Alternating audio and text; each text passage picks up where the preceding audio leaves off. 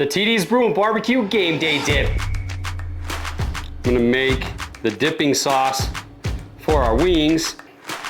It's about a cup of mayonnaise, about a cup sour cream, a couple tablespoons of Zesty Taco,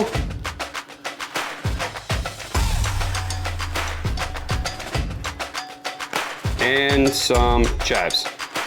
We're just gonna give this a good mix.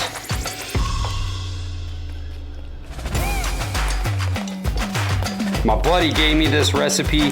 He's been making this recipe for about as long as I've had the Zesty Taco. And you can see here, let's add a little bit more chives to it. Just to get some, we'll save some for the top. We'll get some of these chives in here. You can really see that Zesty Taco in here.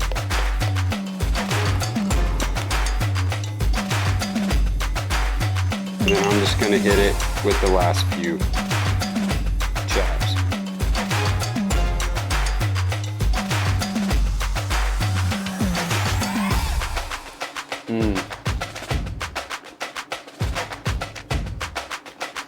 Damn!